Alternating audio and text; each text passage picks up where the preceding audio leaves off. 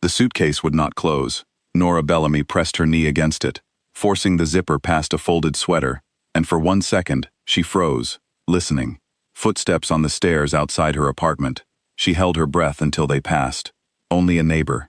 Still, her heart kept beating fast, the way it had for weeks now, ever since she decided she could not stay in Millhaven one more month. It was 6 in the morning. The sky outside her window was a pale gray, the color of something not yet decided. Nora looked at her phone on the kitchen counter. Screen lit up with a message from her sister, Grace. "Call me when you wake up." Nora did not answer. She turned the phone face down instead, as if that alone could quiet the guilt rising in her chest. She placed a hand on her stomach without meaning to. It was a habit now, something she did a dozen times a day, feeling the small, firm curve beneath her shirt. 6 months. 6 months.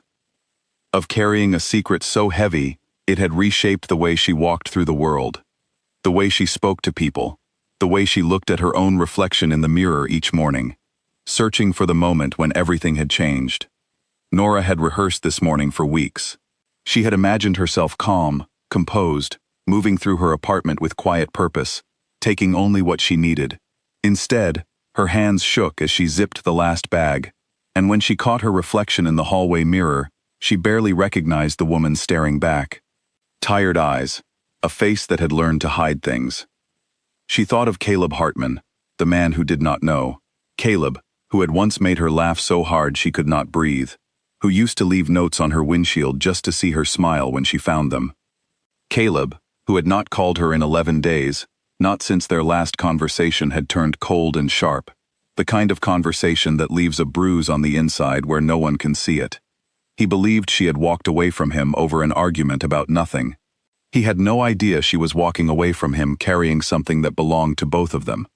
Nora had wanted to tell him. She had practiced the words in the shower, in her car, lying awake at 2 in the morning with her hand on her belly, feeling the faint flutter of movement inside her. "Caleb, I am pregnant." 4 words. She had never managed to say them out loud to him. Not once. Not even when he stood 3 feet away from her in the kitchen of his apartment, close enough that she could have simply reached for his hand and told him everything. There were reasons for her silence, reasons that made sense to her in the quiet hours of the night, and dissolved into something like cowardice by morning. She had grown up watching her own mother struggle to raise 2 daughters alone, after a man who promised everything, gave nothing. Nora had told herself for years that she would never let a child of hers depend on a promise that could break. She wanted to be certain, wanted solid ground beneath her feet, before she brought Caleb into a truth that would change both their lives forever. But certainty never came. Instead, doubt grew alongside the baby, week by week, until the 2 feelings had become impossible to separate. She carried her bags down to the car in 2 trips, glancing at every window along the street, half expecting someone to call out her name and ask where she was going at this hour. No one did. Millhaven was still asleep, the small coastal town wrapped in fog that had not yet burned off the harbor. She loaded the trunk, closed it gently so the sound would not carry, and sat behind the wheel for a long moment without turning the key. This was the last chance to change her mind. She could still walk back up the stairs, unpack the bags, call Caleb, and tell him the truth, before her body made the decision impossible to hide any longer. She could still choose the harder, braver path. Instead, Nora turned the key, pulled out of the parking space, and drove toward the edge of town, past the diner where she used to meet her sister for breakfast, past the small clinic where a nurse named Ivy Sanders had confirmed the pregnancy 6 months earlier, past the turn that led to Caleb's apartment, a turn she did not take. She told herself this was only for a while, a few weeks, perhaps a month, enough time to think clearly, to decide how to tell him, to find a version of the truth that would not shatter everything at once. She left a note for her landlord about the rent, a message for her employer about a family emergency, and nothing at all for Caleb, because she did not yet know what to say. By the time the sun rose fully over Millhaven, Nora Bellamy was already 40 miles down the coastal highway, watching the town shrink in her rearview mirror. She did not know that this quiet, uncertain drive would become the last time anyone she loved would know exactly where to find her. Grace Bellamy tried her sister's phone 3 more times that day and reached only silence. She was not yet worried, not really. Nora had always been the quieter of the two sisters, more private, more likely to disappear into her own thoughts for days at a time. Grace assumed her sister needed space, perhaps from the strange tension that had settled over her in recent months. A tension Grace had noticed but never managed to name. She remembered a dinner 3 weeks earlier, when Nora had ordered soup instead of wine, when she had excused herself twice during the meal and returned with slightly damp eyes, blaming it on a headache. Grace had asked if everything was all right. Nora had smiled in the way she always smiled when she wanted a conversation to end, and said she was only tired from work. Grace let it go, the way sisters sometimes do, trusting that whatever was happening would surface in its own time. She had no way of knowing that her sister was, at that very moment, sitting in a small rented room above a bait shop in a town 200 miles north, staring at her own reflection in a cracked mirror, wondering if she had made the biggest mistake of her life. Caleb Hartman spent that first day exactly as he had spent the 11 days before it, telling himself Nora needed time. Their last conversation had ended badly, both of them raising their voices over something that, in hindsight, seemed impossibly small. A missed dinner, a cancelled plan, words said carelessly on both sides. He had not called her because his pride would not let him, and because some quiet, stubborn part of him believed she would call first. He worked his shift at the hardware store, where he had been assistant manager for 3 years, joked with his coworkers, ate lunch alone in his truck instead of with the usual group, and drove home to an apartment that felt emptier than it had in a long time. He noticed the quiet more than he wanted to admit. He noticed the space in his refrigerator where Nora used to leave things. A container of leftover pasta, a note stuck to a yogurt cup. He noticed and told himself it did not matter. That night, Caleb almost picked up his phone to call her. He got as far as opening her contact, staring at her photograph, a picture from a hiking trip they had taken the previous spring, both of them laughing at something just out of frame. He set the phone down without dialing. Pride, he would later understand, is a poor excuse for silence. And silence, once it begins, has a way of growing heavier with each day that passes. Neither of them knew, in those first quiet hours, how much time had already slipped away, or how far the distance between them would grow before anyone realized how much was truly at stake. Nora spent her first night away from Millhaven in a small room she had found through an online listing, a modest space above a shop that sold fishing tackle and coffee to early morning boats heading out to sea. The owner, a woman in her 60s named Bettina Combs, had asked no questions when Nora paid 2 months in advance with cash, only noted, with a glance at Nora's stomach, that the stairs might be difficult toward the end. Nora had lied and said she had 5 weeks left, not 6 months, minus the days already gone. She did not want anyone counting down alongside her, watching her the way people watch a woman who is clearly running from something, even when she could not fully explain what that something was. She unpacked slowly that first evening, arranging her few belongings with the kind of careful attention people give to tasks when they are trying not to think about larger things. A framed photograph of her and Grace as children went on the small dresser. A worn paperback novel went on the nightstand, though she had not managed to read more than a few pages of it in weeks.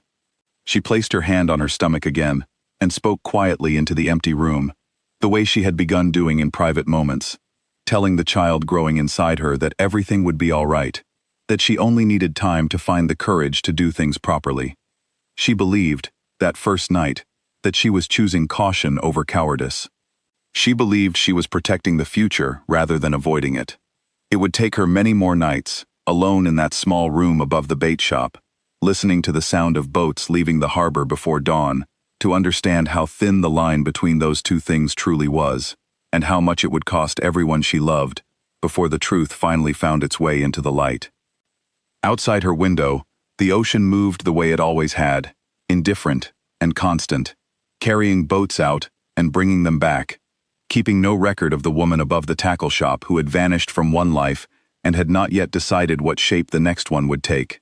Somewhere south of her, in a town she had left behind without a proper goodbye, a sister waited for a phone call that did not come, and a man who did not yet know he was about to become a father sat alone in his apartment, mistaking silence for space, and space for time he still believed they had. Neither of them understood yet that the clock had already begun, or how quickly the quiet, ordinary days of not knowing would give way to something far more frightening. 3 days after Nora Bellamy left Millhaven, Grace stood in her sister's empty apartment, holding a set of spare keys the landlord had reluctantly handed over. The air inside felt undisturbed, almost too tidy, as if Nora had wanted to leave nothing behind that might explain where she had gone. Grace moved from room to room, opening drawers she had never opened before, feeling like an intruder in a place that had once felt like a second home to her. In the bathroom cabinet, she found an empty box for prenatal vitamins tucked behind a stack of towels.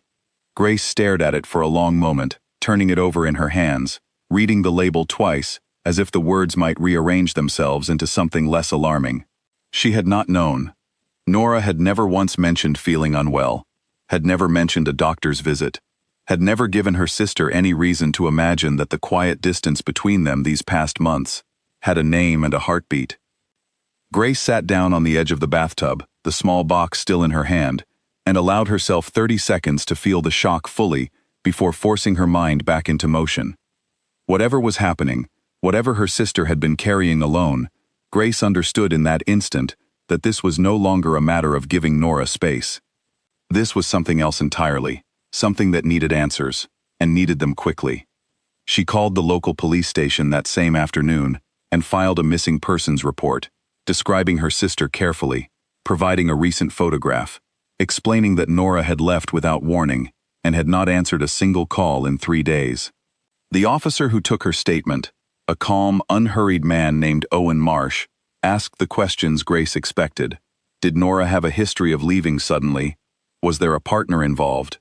Had there been any recent arguments or signs of distress?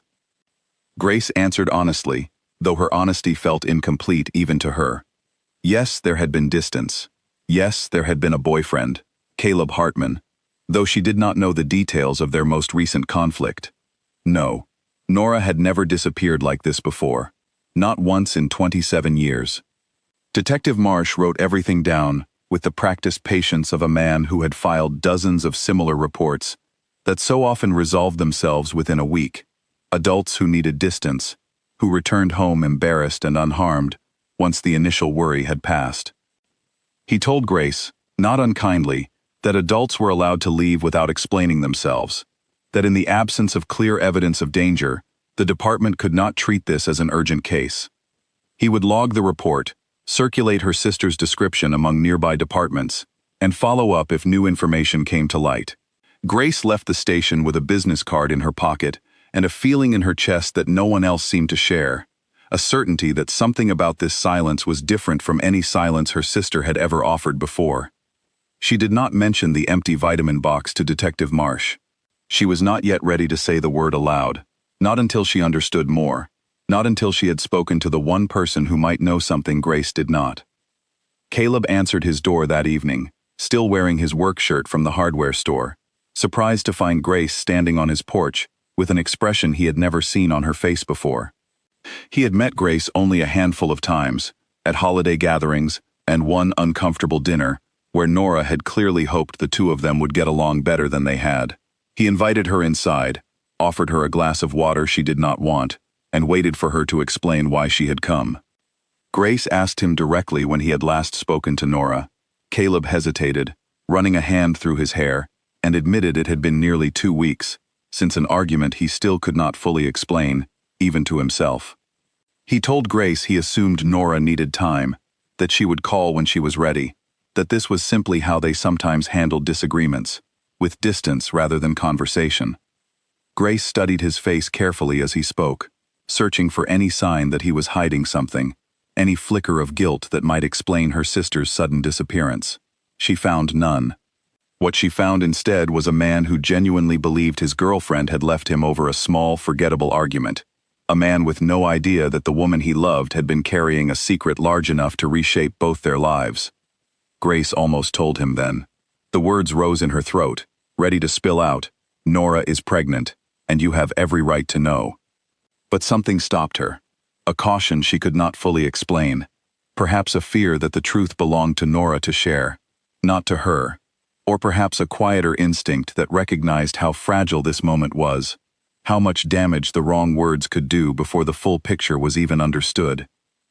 Instead, she told Caleb only that Nora had left town without explanation, that she had filed a missing persons report, and that if he heard anything, saw anything, remembered anything unusual from their last conversation, he needed to call her immediately. Caleb's face changed as the weight of her words settled over him. Missing, he repeated quietly, as if testing the word for the first time, feeling its edges, understanding for the first time that his assumption of a temporary silence might have been dangerously wrong. After Grace left, Caleb sat alone in his apartment, replaying their last conversation over and over, searching for anything he might have missed. He remembered Nora had seemed distracted that night, quieter than usual, excusing herself twice to the bathroom during a conversation that should not have required such interruptions. He remembered she had placed a hand on her stomach at one point, briefly, almost without noticing she was doing it, and he had assumed nothing more than an upset stomach, a small discomfort not worth mentioning. He did not yet understand what that gesture had meant.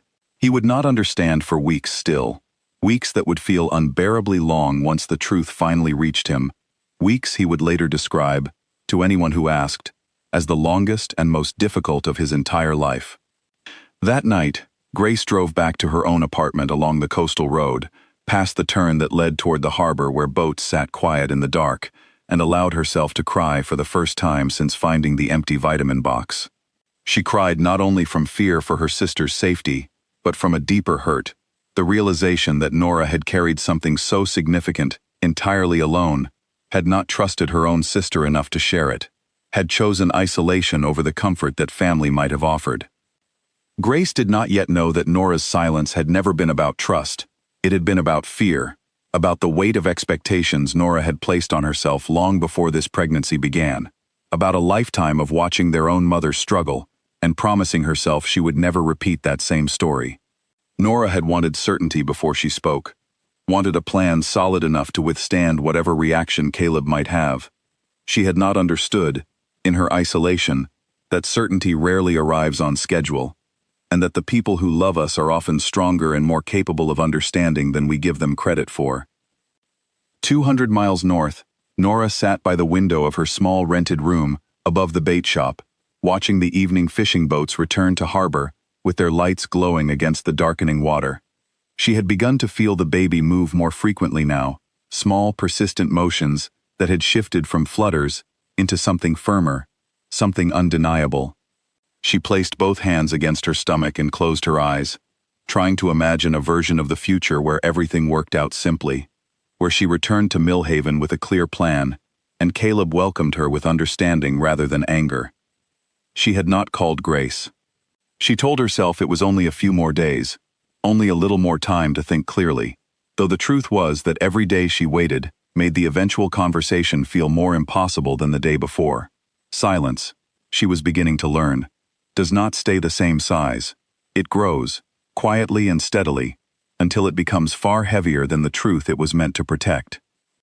Nora did not know, that evening, that her sister had already filed a report with the police, that Caleb now understood something serious was wrong, that the quiet distance she believed she was managing carefully had already begun spreading far beyond her control. She believed, still, that she held all the pieces of this story in her own hands. She did not yet understand how quickly a story can slip away from the person who is trying hardest to control it, and how many other lives are quietly pulled into motion by a single, unexplained departure. A week passed, then another, and the ordinary rhythm of life in Millhaven seemed to close over Nora's absence, the way water closes over a stone. Her co-workers at the accounting office, where she had worked for 4 years, grew used to explaining her absence to clients with vague, professional language, a family matter, an extended leave. Only one of them, a soft-spoken man named Daniel Ashford who sat 2 desks away from Nora's now empty chair, seemed unwilling to accept the explanation so easily. Daniel had noticed things over the past several months that he had not thought worth mentioning at the time. Nora skipping the office coffee she used to drink constantly. Nora leaving early twice a week for what she called doctor's appointments, offered with a tight, closed smile that discouraged further questions. Nora wearing looser clothing as the months went on, something Daniel had assumed was simply a change in style, until Grace called the office looking for information, and Daniel found himself repeating these small observations aloud for the first time, hearing how they sounded when strung together. He called Grace back that evening, apologizing for not mentioning it sooner, explaining that he had not wanted to pry into what he assumed was a private medical matter. Grace thanked him, her hand trembling slightly, as she wrote down every detail he offered. The picture forming in her mind grew clearer and more frightening with each new piece, though she still lacked the one detail that would confirm it beyond any doubt. Detective Marsh, meanwhile, had expanded his inquiry beyond the initial paperwork, though his tone remained cautious. He explained to Grace, during a follow-up meeting at the station, that Nora's bank records showed a single large cash withdrawal on the morning she disappeared, followed by no further activity of any kind. No purchases, no card transactions, nothing that might indicate where she had gone or how she was surviving.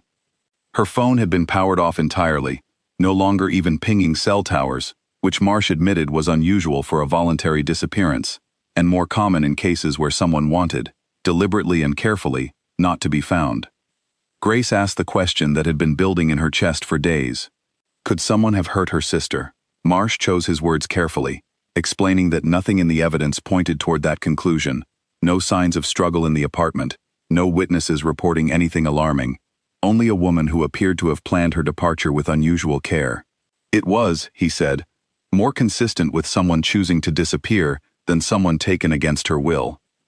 The words offered Grace a strange, uncomfortable comfort, relief mixed with a fresh, more painful worry about why her sister would choose such a thing at all. Grace pressed Marsh to widen the search, to check surveillance footage from gas stations and rest stops along routes leading out of Millhaven, to treat this case with the same urgency she felt in every part of her body. Marsh agreed to escalate the case slightly, citing the unusual financial pattern and the total absence of phone activity as enough to justify additional resources, though he warned her that without evidence of a crime, the department's ability to dedicate significant manpower remained limited. That night, unable to sleep, Grace returned once more to Nora's apartment, this time searching with far more purpose than her first visit. She went through every drawer, every pocket of every coat in the closet, every book on the small shelf by the window. In the back of a kitchen drawer, beneath a stack of takeout menus, she found a folded piece of paper, a printed appointment confirmation from the Millhaven Women's Health Clinic, dated 5 months earlier. The appointment type was listed plainly, an initial prenatal consultation. Grace sat down on the kitchen floor, the paper trembling in her hands, and finally allowed herself to say the word aloud, alone in her sister's empty apartment. Pregnant. Nora was pregnant, and had been for months, carrying this enormous truth in complete silence, while the people who loved her noticed only the smallest, most forgivable signs of distance. The discovery reframed everything Grace had assumed about her sister's disappearance. This was not simply a woman running from a difficult relationship, or from an argument that had grown too heavy to bear. This was a woman carrying a life inside her, making a decision alone that would affect at least 3 people, and possibly disappearing into circumstances that could put both her and her unborn child at serious risk. Grace called Detective Marsh immediately, her voice shaking as she explained what she had found. Marsh's tone shifted noticeably once he understood the new information, the careful patience of routine procedure giving way to something more urgent.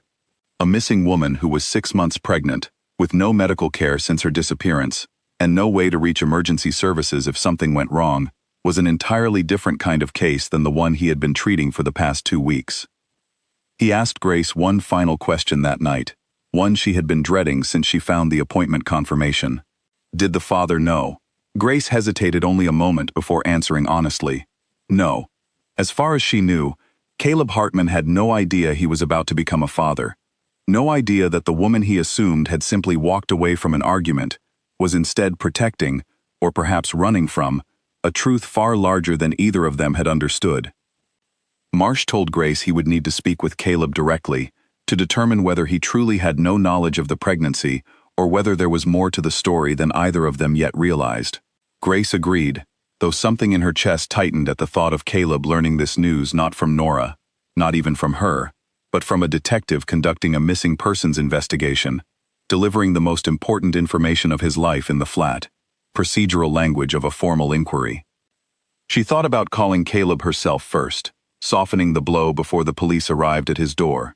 But exhaustion and grief had worn her down to nothing, and in the end, she simply gave Marsh his address and let the machinery of the investigation move forward without her, trusting, or perhaps simply too tired to do otherwise, that the truth would find its way to him, one way or another. 200 miles north, Nora had begun to notice changes in her own body that worried her more than she wanted to admit, even to herself. The baby's movements had grown stronger, more constant, sometimes uncomfortable in ways she had not expected.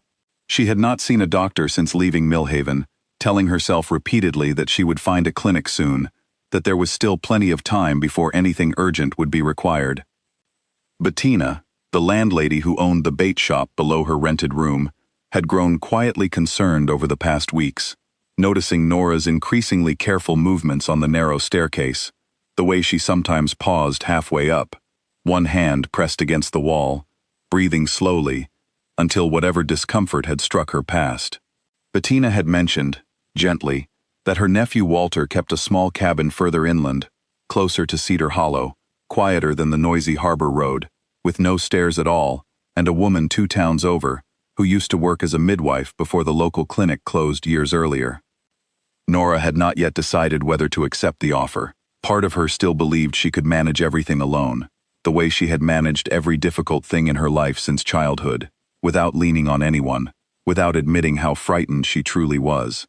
But another part of her, the part that felt the baby moving with increasing insistence beneath her ribs, understood that alone was becoming a more dangerous choice with every week that passed.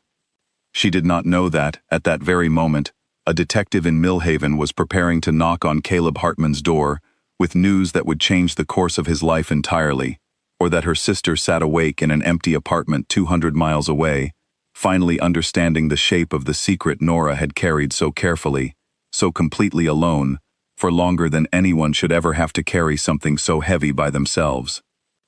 Detective Owen Marsh arrived at Caleb's apartment just after 7 in the evening, still dressed in the same gray jacket he had worn to the station that morning.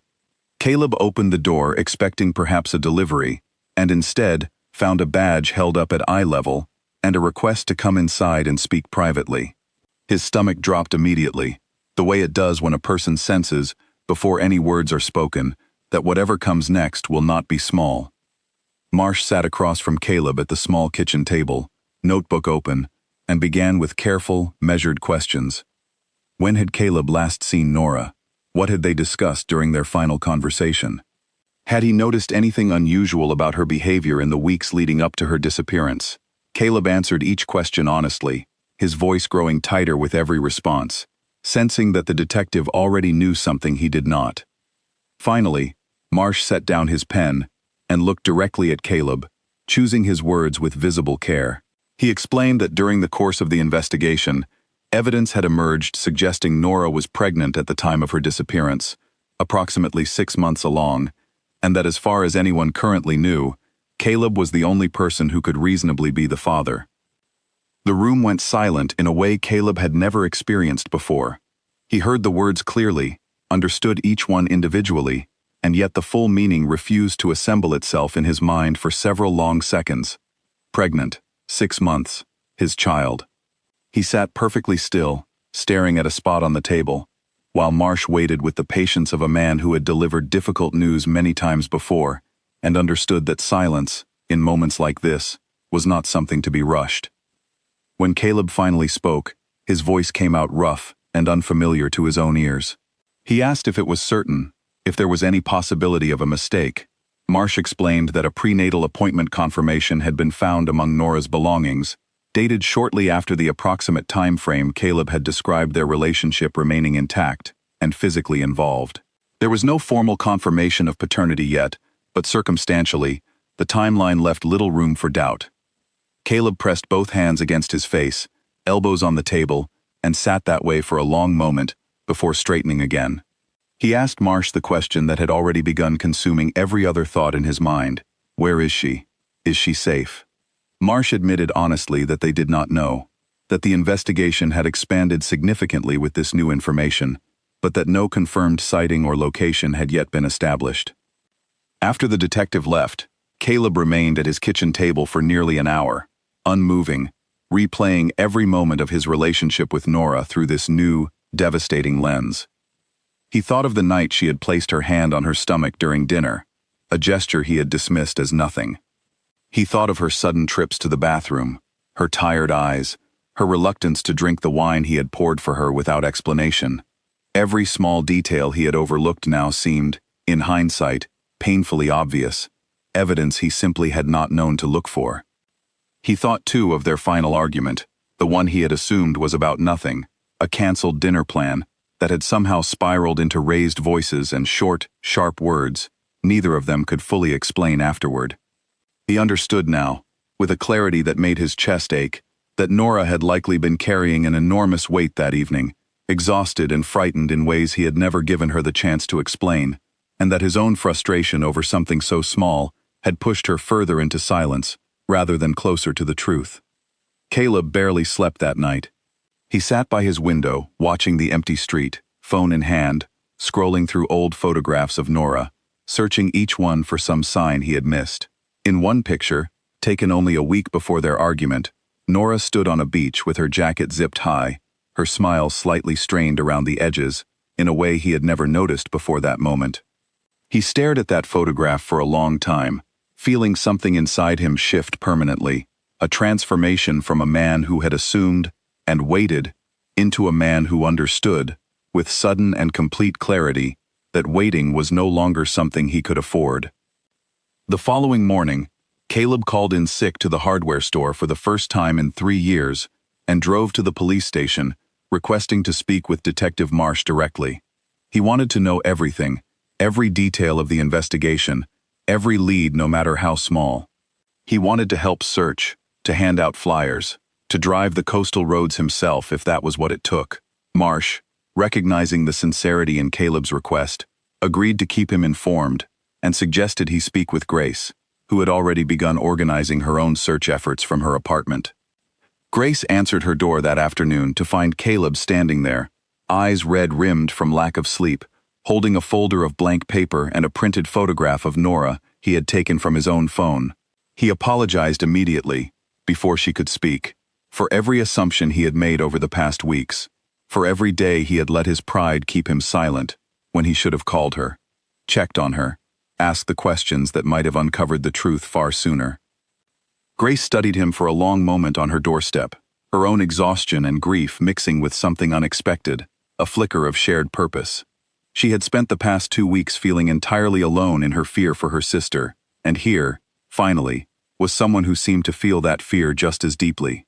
She stepped aside and invited him in, and for the first time since Nora's disappearance, 2 people who loved her sat together in the same room, combining what little they knew into something that finally resembled a real search.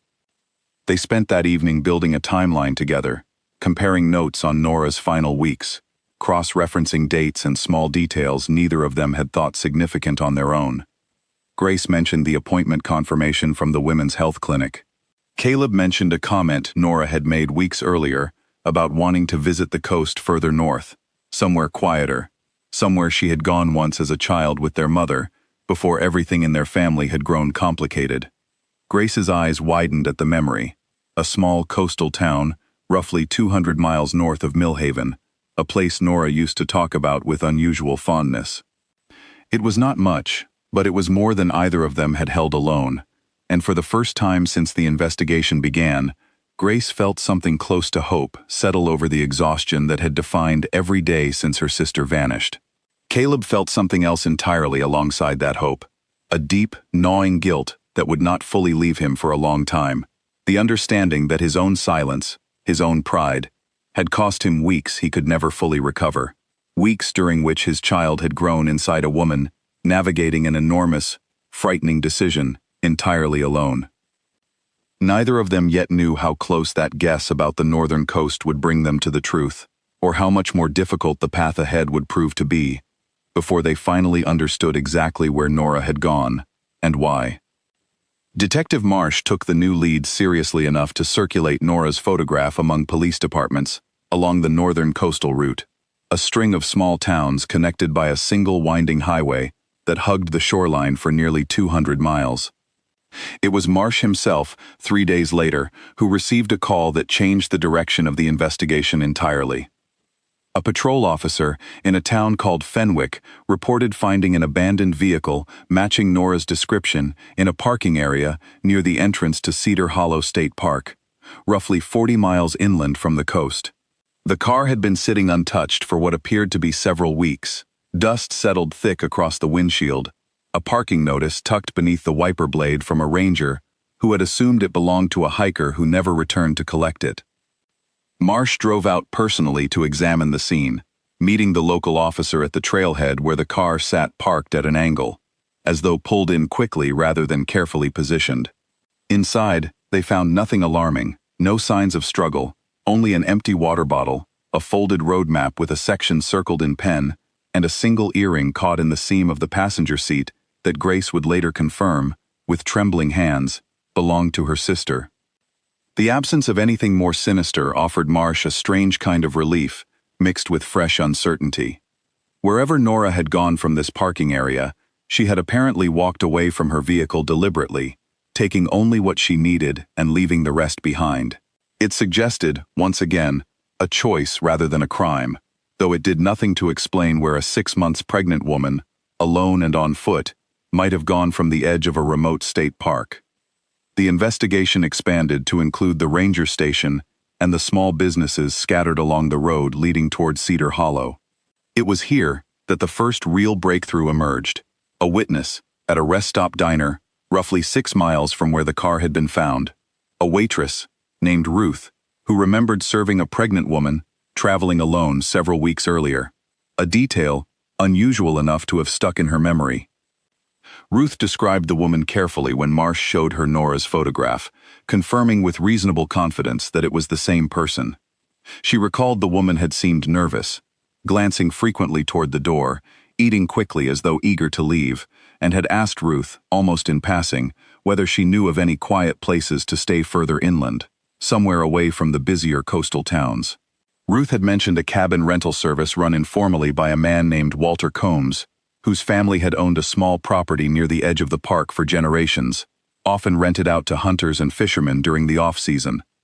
Marsh felt the pieces beginning to align in a way that finally offered real direction rather than scattered fragments. He obtained Walter Combs's contact information from Ruth and drove out to the property that same afternoon, Grace and Caleb following separately in Caleb's truck, both of them having insisted on being present for anything that might bring them closer to Nora.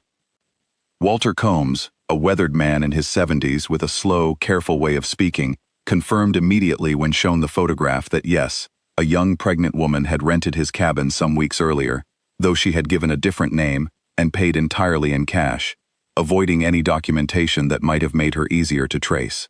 He explained that she had seemed determined to be left alone, requesting no visitors, no deliveries, nothing that might draw attention to her presence.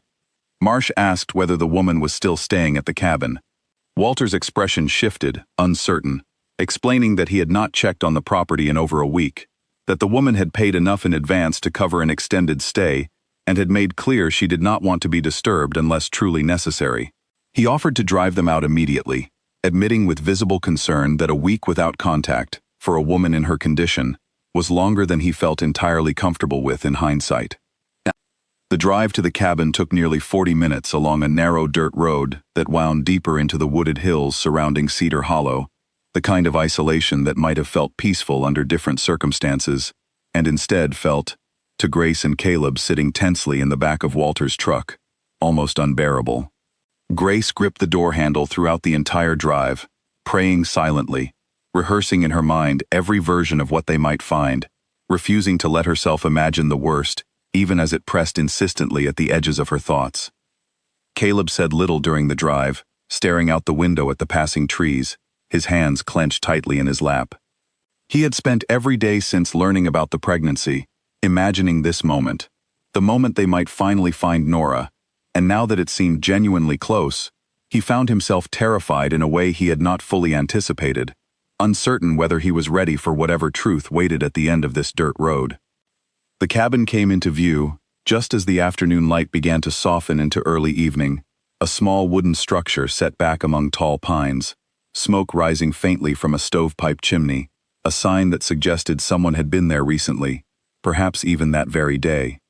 Grace felt her heart lift at the sight of the smoke, a fragile thread of hope she clung to as Walter's truck rolled to a stop in the small clearing before the cabin's front door. No one moved for a moment, all three of them staring at the quiet structure, the only sound the wind moving through the surrounding trees and the distant call of a bird somewhere overhead. Then Grace pushed open the truck door and began walking quickly toward the cabin, calling her sister's name into the stillness, her voice cracking with a mixture of hope and fear so intense it seemed to fill the entire clearing. The cabin door remained closed. No one answered.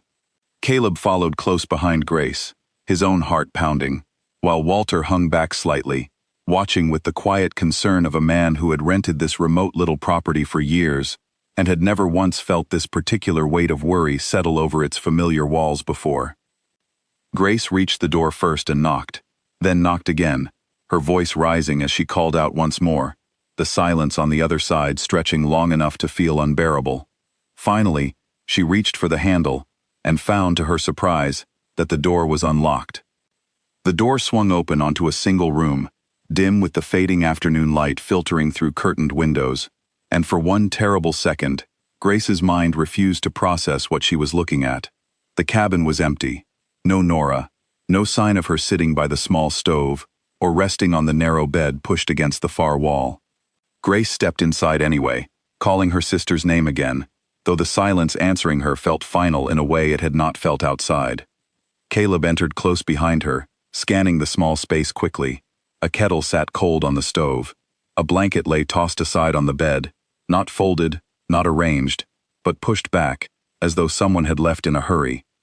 On the small table near the window sat a notebook, its cover worn soft from handling, and beside it, a folded piece of paper that Grace recognized instantly from the shape and size as the same kind of printer paper she had found in Nora's kitchen weeks earlier. Grace picked up the notebook with trembling hands and opened it to find pages filled with her sister's familiar handwriting, entries dated across the past several weeks, some short and fragmented, others longer, more thoughtful, clearly written during long, quiet evenings alone in this remote little cabin. Grace began reading aloud, her voice unsteady, while Caleb stood beside her, listening to words meant for no one but Nora herself. The early entries were hesitant, uncertain, Nora working through her fear of telling Caleb, her worry about repeating the patterns of her own childhood, her determination to figure things out on her own terms before involving anyone else. As the entries progressed, though, something shifted. Nora wrote about missing her sister more than she had expected, about regretting the silence she had built around herself, about beginning to understand that isolation had not brought her the clarity she had hoped for, only more fear, more loneliness, more sleepless nights spent wondering if she was making an enormous mistake. One entry, dated only 4 days earlier, stopped Grace completely. Nora had written about feeling strange that afternoon, a heaviness in her back that would not ease, a tightness across her stomach that came and went in waves she did not fully understand. She had written, in careful, slightly shaking handwriting, that she planned to ask Walter about the nearest clinic the following morning, that she was finally ready to stop being so stubborn, finally ready to get real help, finally ready to call her sister and tell her everything. The entry ended there, nothing after it. Grace closed the notebook slowly, her hands pressed against the worn cover, and looked at Caleb with an expression that carried both fresh terror and a strange, fragile relief. Whatever had happened to Nora in the days since that final entry, she had been planning, at last, to reach out, to stop carrying this enormous weight entirely alone. Walter, standing near the doorway, spoke up quietly, mentioning that he kept a small first aid kit in the cabin's kitchen cupboard, and offering to check whether it had been used recently. Caleb crossed the room and opened the cupboard, finding the kit disturbed, several items missing, and beside it, on the counter, a folded towel with faint marks that suggested it had been used for something urgent, though nothing that indicated violence or harm, only the unmistakable signs of a body under sudden physical strain. Grace felt her stomach drop with a new and specific fear, one that had nothing to do with the earlier uncertainty about whether her sister had left willingly or been taken against her will. This fear was simpler and more immediate. Nora may have gone into labor here, alone, far earlier than expected, with no doctor, no hospital, nothing but whatever supplies this remote cabin could offer. Detective Marsh, who had remained mostly quiet during the search, stepped outside to call for additional support, requesting that local rangers begin checking the trails and roads surrounding the property immediately, and that nearby medical facilities be alerted to watch for any woman matching Nora's description who might arrive seeking urgent care. He explained to Grace and Caleb, as calmly as he could manage, that this new information changed the nature of the search considerably. They were no longer simply looking for a woman who had chosen to disappear. They were now searching for someone who might urgently need medical help, and every hour that passed mattered more than the one before it. Caleb walked back outside into the clearing, staring out at the dense trees surrounding the cabin on every side, trying to imagine which direction a woman in sudden distress might have gone. Walter mentioned that a narrow footpath behind the cabin led roughly 2 miles through the woods to a smaller access road, one occasionally used by hikers and, more importantly, one that connected eventually to a rural medical clinic serving the scattered communities around Cedar Hollow. It was a longer walk than anyone would choose voluntarily in Nora's condition, but if she had been desperate enough, frightened enough, it was possible she had attempted exactly that. Grace joined Caleb outside, the notebook still clutched against her chest, and for a long moment, neither of them spoke, both staring down the narrow footpath disappearing into the trees, both silently praying that wherever it led, it had brought Nora somewhere safe, rather than somewhere far worse. The light was beginning to fade seriously now, the deep shadows of early evening settling over the clearing, and Marsh returned from his call with news that a search team would arrive within the hour, along with additional officers to begin checking the footpath and surrounding trails, before darkness made the search significantly more difficult. He urged everyone to remain calm, to trust the process now unfolding, though his own expression carried a seriousness that suggested even he understood how urgent the coming hours truly were. Caleb stood at the edge of the footpath, staring into the darkening trees, and felt something settle over him that was entirely new, a fierce, protective determination he had never experienced before in his life. Somewhere beyond those trees was the woman he loved, and the child he had not known existed until days earlier, and he understood, standing there in the fading light, that he would not rest, would not stop searching, until he found them both, whatever the outcome, whatever it cost him. Grace reached for his hand without thinking, and he held it tightly, both of them standing together at the edge of the unknown, waiting for the search teams to arrive and praying that the hours ahead would bring them the answer they so desperately needed, before it was too late to matter. Search teams arrived at the cabin just as the last light disappeared behind the tree line, headlamps and flashlights cutting narrow beams through the darkness, as officers organized themselves along the footpath Walter had described. Detective Marsh coordinated the effort with quiet efficiency, dividing the searchers into small groups, each assigned a section of trail to cover carefully, calling Nora's name at intervals into the dense, unresponsive woods. Grace and Caleb were asked to remain near the cabin, a request that felt unbearable to both of them, though neither argued, understanding that the search would move faster and more safely, without additional untrained people wandering through unfamiliar terrain in the dark. They sat together on the cabin steps, listening to distant voices calling Nora's name, watching flashlight beams sweep across the trees like slow, searching stars. Caleb finally spoke after a long silence, his voice quiet in the cool evening air. He told Grace he kept thinking about all the small moments over the past year he had failed to notice, failed to ask about, failed to follow up on, because he had been too consumed with his own frustrations to see what was happening right in front of him. Grace listened without interrupting, understanding that this confession was as much for Caleb's own benefit as for hers, a way of processing guilt that had been building steadily since the moment Marsh first told him about the pregnancy. She told him, gently, that guilt would not help Nora now, that the only thing that mattered was what happened in the hours ahead, and that he needed to save whatever strength he had for whatever came next, rather than spending it on regret for what could not be changed. Caleb nodded slowly, though the weight in his chest did not lift, and would not fully lift for a long time still to come. Around midnight, one of the search teams reached the far end of the footpath where it connected to the narrow access road Walter had mentioned earlier. They found no sign of Nora along the trail itself, No evidence of her having walked that particular route, which offered a strange mixture of disappointment and cautious relief. If she had not gone this way, perhaps she had not attempted the long, difficult walk toward the rural clinic at all, and perhaps whatever had happened to her had unfolded somewhere closer, somewhere the search had not yet properly considered.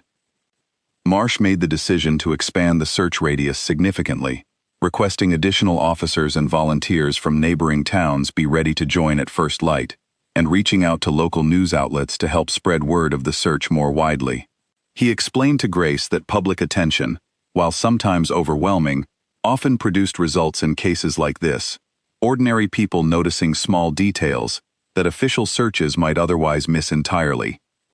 By the following morning, a local news station in Fenwick had picked up the story, running a segment that described Nora as a young pregnant woman missing for several weeks, last confirmed near Cedar Hollow, urgently in need of medical attention. The segment included her photograph and a tip line number, and within hours, the story had spread beyond the local station, picked up by larger regional outlets drawn to the emotional weight of the case: a missing mother, an unborn child, a desperate search racing against time. Grace found herself giving a brief, exhausted interview outside the cabin that morning, her voice steady despite the sleepless night behind her, pleading directly to camera for anyone with information to come forward.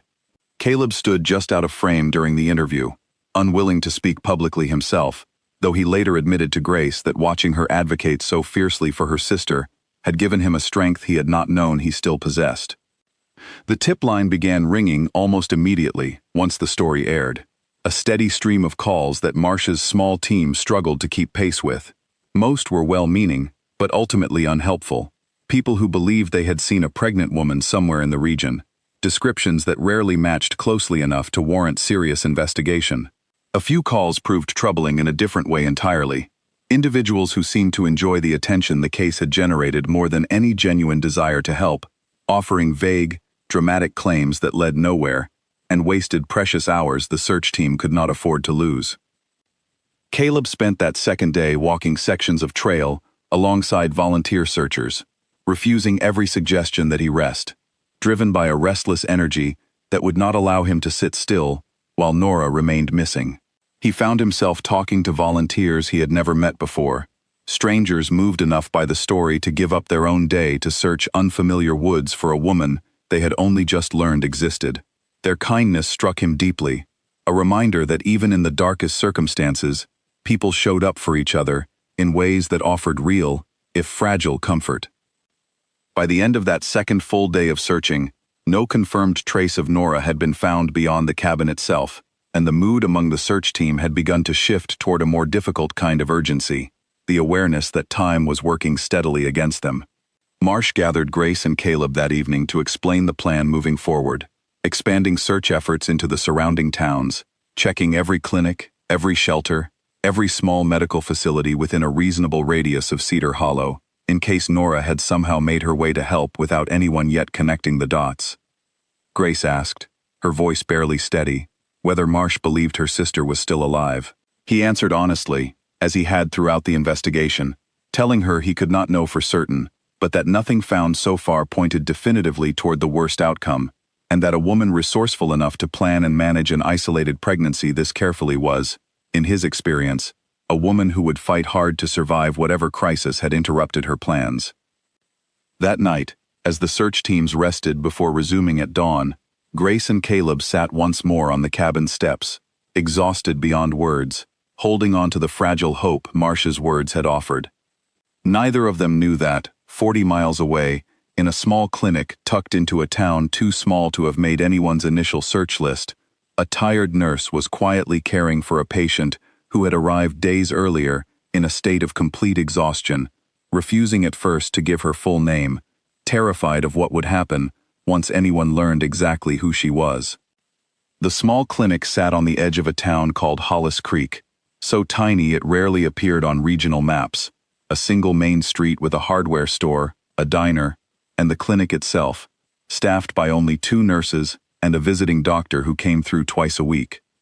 Nora had arrived there 4 days earlier, walking the final mile on foot after a passing farmer, noticing her obvious distress along the roadside, had driven her the rest of the way without asking many questions.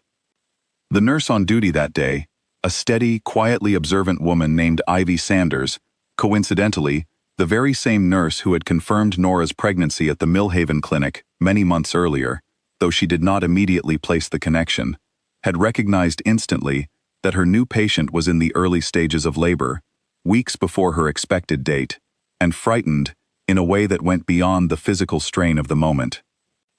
Nora had refused at first to give her full name, offering only a first name and insisting she did not want anyone contacted, not family, not authorities, no one. Ivy had not pressed the issue immediately, focused entirely on stabilizing her patient, monitoring the early labor carefully, aware that a birth this early carried real risks for both mother and child that required careful, immediate attention, rather than difficult conversations about identity. Over the following days, as Nora's condition stabilized under careful medical care and the immediate danger of early labor eased through rest and monitoring, Ivy gently continued trying to build trust with her frightened patient. She learned, slowly, in fragments offered during quiet overnight hours, that Nora had run from a decision she could not bring herself to make, that she feared what would happen once the truth reached the father of her child, that she had convinced herself isolation was safer than honesty, right up until the moment her body forced a crisis that isolation could no longer manage alone. It was the clinic's second nurse, arriving for her shift on the fourth day and mentioning idly that she had seen a news segment the previous night about a missing pregnant woman near Cedar Hollow, that finally connected the pieces neither Ivy nor anyone at the small clinic had thought to consider. The description matched too closely to ignore, and when Ivy gently asked her patient directly whether her full name was Nora Bellamy, the young woman's face crumbled entirely, exhausted tears finally breaking through days of careful, guarded silence. Nora admitted everything then, the full truth spilling out in a rush she could no longer contain, her fear of Caleb's reaction, her fear of repeating her mother's difficult path, her growing regret over the isolation she had chosen, and her desperate, quiet hope over the past 4 days that somehow, eventually, she would find the courage to reach out to her sister once she felt strong enough to face what she had done. Ivy explained gently that a search was underway, that her sister and the baby's father had been searching for weeks, terrified for her safety, and that continuing to hide now would only extend their suffering unnecessarily. Nora, worn down by exhaustion and the sudden, overwhelming relief of no longer carrying her secret entirely alone, finally agreed to let the clinic make contact with the search effort. The call reached Detective Marsh just before dawn on the third day of the expanded search. A local officer in Hollis Creek, confirming that a woman matching Nora's description had been receiving care at the small clinic for several days, stable, and asking urgently to be reunited with her family. Marsh's hands shook slightly as he relayed the news to Grace, who had been dozing fitfully in a chair near the cabin, still fully dressed, ready to resume searching the moment daylight returned. Grace woke Caleb immediately, the two of them scrambling into Walter's truck before Marsh had even finished giving them directions, the 40-mile drive to Hollis Creek stretching ahead of them like the longest distance either of them had ever traveled, though in truth it took less than an hour along the winding rural roads. Neither of them spoke much during the drive, both caught somewhere between overwhelming relief and a lingering, cautious fear that something might still go wrong before they reached her. Grace gripped the notebook she had carried with her since the cabin, Nora's own words still fresh in her mind, the entry about finally being ready to reach out, to stop being so stubborn, to ask for help. Whatever had happened in the days since that entry was written, it seemed Nora had eventually found her way to exactly the kind of help she had promised herself she would seek, even if circumstances had forced that decision upon her sooner and more urgently than she had planned. Caleb drove in silence, his knuckles pale against the steering wheel, his mind cycling through every possible version of the reunion ahead, uncertain how Nora would react to seeing him, uncertain what kind of conversation could possibly bridge the enormous distance that had grown between them over the past weeks. He understood that whatever anger or hurt Nora carried toward him was entirely fair, that his own pride and silence had played a real part in pushing her toward the isolation that had nearly cost everything. He resolved, as the small buildings of Hollis Creek finally came into view ahead of them, that whatever happened next, he would meet it with patience and honesty rather than defensiveness. understanding at last how much both of those qualities had been missing from the final weeks before Nora disappeared. The clinic appeared ahead of them, small and unremarkable, nothing about its plain exterior suggesting the enormous relief and uncertainty waiting inside. Grace was out of the truck before it had fully stopped moving, running toward the entrance with Caleb close behind her, both of them finally, after weeks of searching, only steps away from the woman they had feared they might never see again. Ivy Sanders met them at the clinic entrance, calm and reassuring, despite the frantic energy radiating from both Grace and Caleb, explaining quickly that Nora was stable, resting, and that the early labor had eased under careful monitoring, though the doctor wanted to keep her under close observation for at least another day given how early the labor had begun. She warned them gently, before leading the way down the narrow hallway, that Nora was still fragile, physically and emotionally, and asked them to be patient, to let her set the pace of this reunion rather than overwhelming her all at once. Grace nodded, tears already falling freely, and followed Ivy toward a small room at the end of the hall. Through the open doorway, she saw her sister for the first time in nearly a month, propped against pillows, thinner than Grace remembered, her face pale but her eyes alert, watching the doorway with an expression caught between hope and fear. Grace crossed the room in 3 quick steps and wrapped her arms around her sister as carefully as she could manage, both of them crying without restraint, months of accumulated fear and worry finally breaking loose all at once. Nora clung to her sister tightly, whispering apologies over and over, for the silence, for the running, for every week Grace had spent not knowing whether her sister was safe. Grace pulled back just enough to look at her sister's face properly, brushing damp hair away from her forehead the way she used to when they were children, and told her firmly that none of that mattered now, that all that mattered was that Nora was safe, that she was found, that whatever came next, they would face together, exactly the way it should have been from the beginning. Caleb hung back near the doorway, unsure whether he belonged in this moment at all, watching the 2 sisters with an ache in his chest that mixed relief with a fresh wave of uncertainty. Nora noticed him then, over Grace's shoulder, and her expression shifted, complicated and raw, fear and longing, and shame all crossing her face at once. Grace, sensing the moment, stepped back gently and gave the 2 of them space, moving toward the doorway herself, though she did not leave the room entirely, wanting to remain close in case her sister needed her. Caleb approached the bed slowly, uncertain what to say, finally settling on the simplest truth available to him. He told Nora he was sorry for every assumption he had made, every day he had let pride keep him silent, every moment over the past months when he had failed to notice she needed him.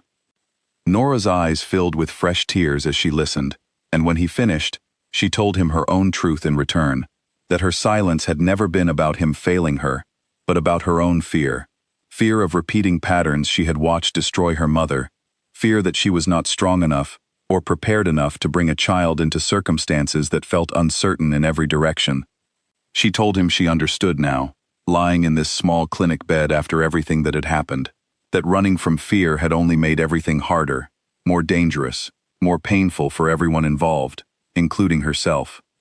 Caleb reached for her hand, and she let him take it, both of them sitting quietly for a long moment, absorbing the weight of everything unsaid, finally beginning to find its way into the open between them. He told her, gently, that he wanted to be there, for whatever came next, not because he felt obligated, but because he loved her, and because the child she carried was his responsibility just as much as hers, a responsibility he intended to meet fully from this moment forward. The doctor arrived shortly after to check on Nora once more, confirming that both mother and baby remained stable, that the early labor appeared to have been triggered by exhaustion and stress, rather than any deeper medical complication, and that with continued rest and proper care, there was every reason to expect a healthy pregnancy could continue for the remaining weeks, allowing the baby more time to develop before arriving fully into the world. Relief spread through the small room at this news, Grace squeezing her sister's other hand tightly, Caleb letting out a long breath he seemed to have been holding for weeks. Nora, exhausted but calmer than she had felt in months, allowed herself, for the first time since leaving Millhaven, to imagine a future that did not involve running, hiding, or carrying impossible burdens entirely alone. Detective Marsh arrived at the clinic later that afternoon, to close out the formal missing persons case, expressing quiet relief at the outcome, a rarity, he admitted, in cases that stretched on as long as this one had. He spoke briefly with Nora, gentle in his questioning now that the urgency had passed, confirming the details needed to officially resolve the investigation, and wishing her genuine well before leaving the family to their reunion. Walter Combs sent word through Ivy that his cabin would remain available should Nora and her family need somewhere quiet to stay while she continued recovering, an offer Grace gratefully accepted, unwilling to rush her sister back into the busier rhythms of Millhaven before she was fully ready. News of Nora's safe discovery spread quickly through the same media channels that had carried her disappearance, offering the wider public the resolution so many strangers had been hoping for since the story first captured their attention. That evening, as the clinic settled into its quiet nighttime routine, Grace sat beside her sister's bed while Caleb dozed uncomfortably in a chair nearby, refusing to leave despite Nora's gentle insistence that he go find a proper bed for the night. Nora looked at the two people who had searched so tirelessly for her, who had set aside their own exhaustion and fear to bring her home, and felt something settle in her chest that had been missing for months, a sense that she was no longer facing the future entirely alone, that the family she had tried so hard to protect by carrying everything herself had, in the end, been strong enough and willing enough to carry it alongside her all along. 3 weeks passed before Nora finally returned to Millhaven, choosing to spend her remaining recovery time at Walter's cabin under the careful watch of her sister and Ivy Sanders, who visited regularly to check on both her and the baby's progress. The early scare that had brought her to Hollis Creek eventually settled into a stable, closely monitored pregnancy, the doctor confirming with each visit that both mother and child continued to do well as the final weeks ticked steadily by. Caleb divided his time between his job at the hardware store and the long drives to and from the cabin, unwilling to let more than a few days pass without seeing Nora and helping however she needed. Their conversations during those weeks were slow and careful, neither of them rushing to repair everything at once, both understanding that trust, once broken by months of silence, needed patience rather than speed to rebuild properly. They talked, during quiet evenings on the cabin porch, about everything Nora had been too afraid to say months earlier, her fears about repeating her mother's difficult path, her worry that Caleb might not be ready for the responsibility of fatherhood, her deep, quiet shame at having chosen isolation over honesty. Caleb listened without defensiveness, offering in return his own honest reflections, his regret over the pride that had kept him silent during their final argument, his fear, once he learned the truth, that he had already lost his chance to be the kind of partner and father he wanted to be. Slowly, across those quiet weeks at the cabin, something new began to form between them, not a return to exactly what they had before, but something steadier, built on the kind of honesty neither of them had fully practiced in the earlier months of their relationship. Grace watched the change with quiet satisfaction, relieved to see her sister surrounded finally by openness rather than secrecy, though she remained careful, in her own way, to keep a close watch over Nora's well-being throughout the remaining weeks of the pregnancy. Nora gave birth 6 weeks later at the same small clinic in Hollis Creek, where her crisis had first been resolved, choosing familiar faces and familiar surroundings over the busier hospital back in Millhaven. Ivy Sanders was present for the birth, having grown close to Nora over the preceding weeks, and it was Ivy who first placed the healthy newborn girl into Nora's arms, both women crying quietly at the culmination of a journey that had begun in fear and secrecy and ended, finally, in safety and connection. Caleb stood beside the bed throughout, holding Nora's hand tightly, watching his daughter take her first breaths with an expression that mixed exhaustion, wonder, and a fierce, immediate love he had not fully anticipated feeling so instantly. Grace waited just outside the room, and when finally invited in, she held her niece for the first time, with the same careful, protective tenderness she had shown her sister throughout every difficult week of the search that had brought them all to this moment. They named the baby Wren, a name Nora had come across during one of her long, quiet evenings in the cabin, drawn to its simplicity and its association with small, resilient creatures capable of surviving difficult conditions through quiet persistence rather than obvious strength. It felt, to everyone in that small clinic room, like exactly the right name for a child whose arrival had been shaped by so much fear, so much searching, and ultimately, so much determined love. In the months that followed, Nora and Caleb worked steadily to rebuild their relationship on the foundation of honesty they had finally established, choosing to move slowly rather than rushing back into old patterns that had failed them before. They did not immediately move in together, both recognizing that trust needed time to fully settle, but they built a careful, consistent routine around caring for Ren together, learning to communicate openly about fears and doubts rather than letting silence grow between them the way it once had. Grace remained close throughout, a constant, steady presence in her niece's life, the bond between the sisters stronger than ever after everything they had endured together. The empty vitamin box that had first alerted her to the truth months earlier sat, eventually, in a small box of keepsakes Grace kept from that difficult period, a strange and painful reminder of how close they had all come to a very different outcome, and how much had been saved through persistence, community, and the courage it eventually took Nora to stop carrying everything alone. Detective Marsh closed the case file with a note he rarely included in his official reports, a brief line expressing genuine relief at the resolution, having handled enough cases over the years that did not end with a healthy reunion to fully appreciate the rarity of this particular outcome.